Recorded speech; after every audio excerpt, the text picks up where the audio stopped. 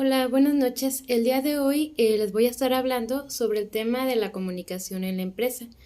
Es un tema bastante importante. ¿Por qué? Porque la comunicación humana es el motor para poder transmitir las ideas y también la comunicación permite llegar a acuerdos.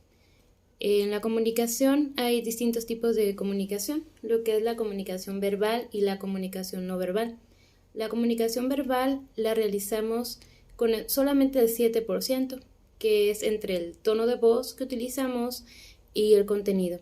Y el otro, el 93%, lo hacemos con nuestro cuerpo, lo que es la comunicación no verbal.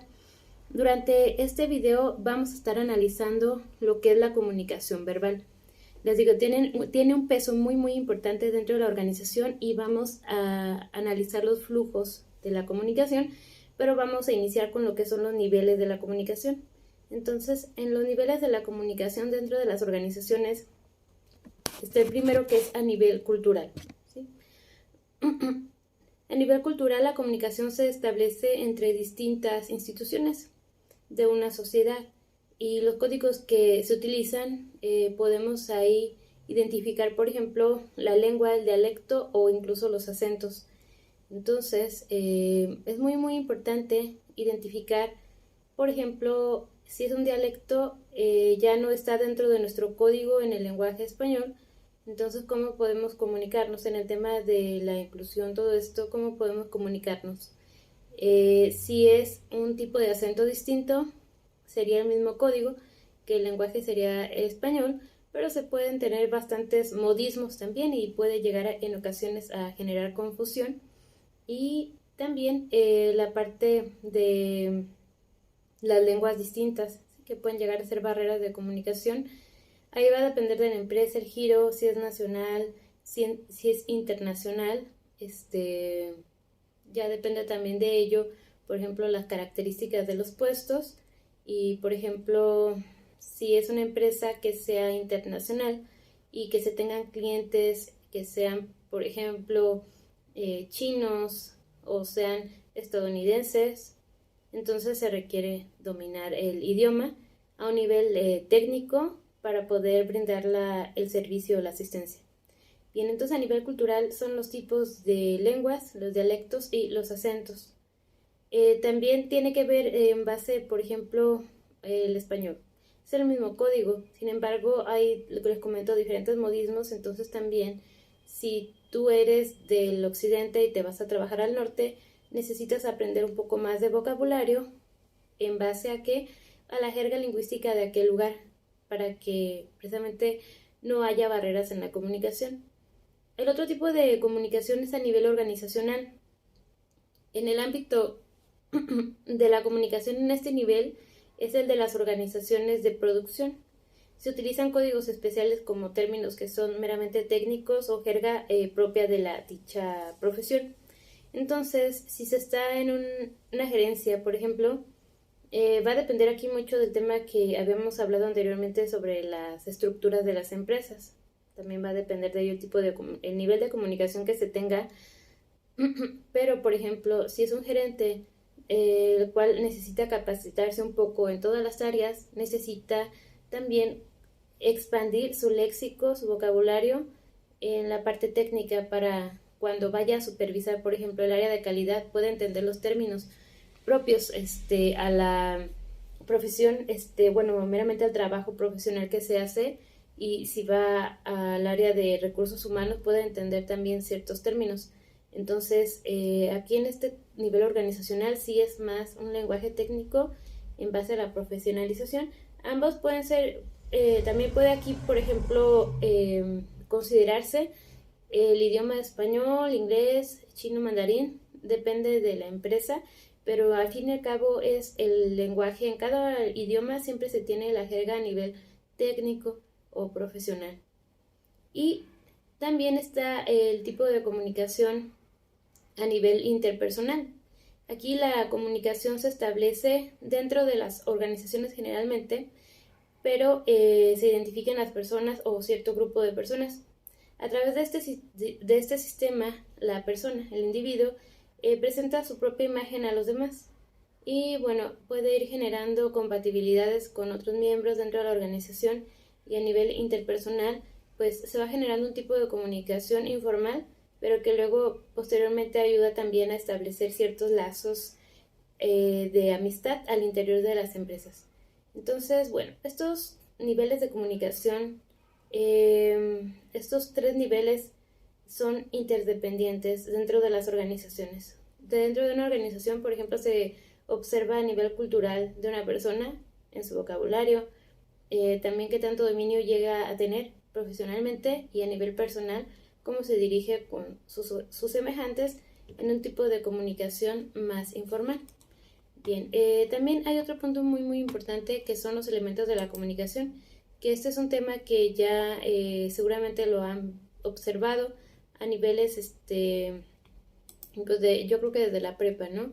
Por ejemplo, lo que son los códigos del lenguaje, los canales, el receptor, el emisor, y hay diferentes estructuras también de lo que es el lenguaje. Lo explico pues en un esquema bastante sencillo, que es el emisor, es quien emite el mensaje, lo envía mediante un canal, que en este caso puede ser escrito, puede ser verbal, puede ser lenguaje corporal, y se envía mediante un código, puede ser el idioma, dialecto, también un lenguaje más técnico, y es importante precisamente para que no haya problemas, que luego las interferencias aquí son las barreras de comunicación. Es importante que el código en el que se envía el mensaje ambos entiendan, porque permite que llegue el mensaje, y bueno, quien lo recibe es el receptor, y es una comunicación bidireccional en la cual están intercambiando los roles de emisor y receptor. Pero es importante estos elementos. Los menciono rápidamente porque les comento, pues son temas que ya eventualmente son sabidos, y este es el esquema, uno de los esquemas más tradicionalistas. También, bueno, dentro de lo que son las barreras de comunicación, pues podemos encontrar diferentes barreras. Están las barreras que son a nivel personal, que son causadas a veces por emociones humanas, meramente malos hábitos de escucha, la personalidad también del emisor y del receptor. También, bueno, es importante mencionar que a veces gran parte de los problemas en la empresa, pues precisamente son por esas situaciones de rumor, de pasillo, en esa comunicación informal, debido a los malos hábitos de escucha generalmente.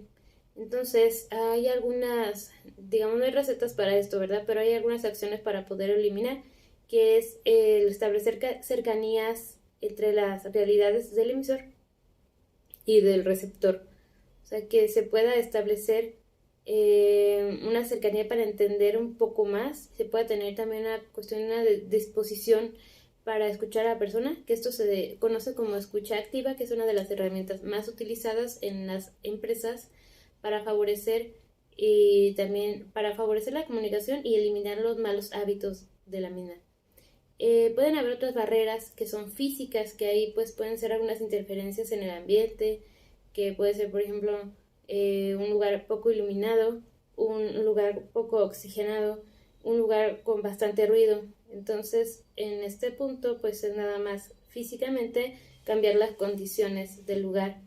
Si es un lugar, por ejemplo, con mucho ruido del exterior, porque tal vez supongamos que es la oficina de recursos humanos, donde las personas generalmente van un poco a hablar a veces de las situaciones ocurridas, entonces pudiera llegar a ser contraproducente que estuviera esa oficina cerca de la calle donde hay mucho ruido. Tal vez se recomendaría que esa oficina se cambiara a un espacio donde haya ausencia de ruido, y puede generar más rapport dentro de la charla, y pues va a haber una escucha más activa. Y bien, también están las barreras que son semánticas. Ahí las causas son las erróneas interpretaciones del significado de símbolos, palabras. Entonces, para ello se requiere recurrir a la retroalimentación. Si no quedó claro el mensaje, entonces, para quien no haya quedado claro, requiere preguntar, y quien está explicando vuelva a hacerlo. Pueda, quizá, supongamos que es porque no domina totalmente el lenguaje técnico, entonces pueda llevar a un nivel donde la persona realmente entienda la conversación. Y no significa que sea inferior, no, solamente que no están en el mismo nivel del dominio quizás de un lenguaje técnico. Bien, estas son algunas de las barreras y que son muy importantes observarlas y sobre todo solucionarlas. Otro punto muy importante son los flujos de la comunicación en la empresa. Para comenzar, tiene una división que es la comunicación formal e informal.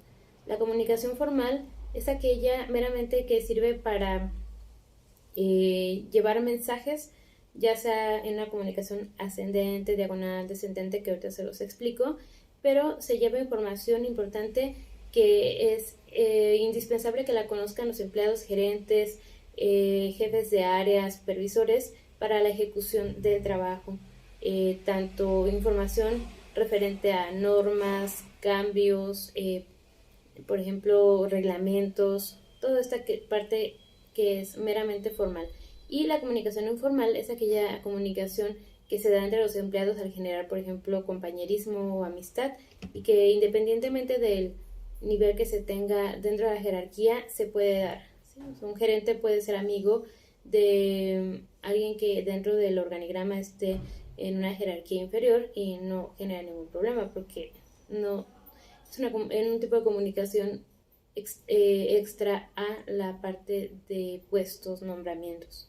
Bien, entonces hay diferentes tipos de comunicación. Está la comunicación que se le conoce como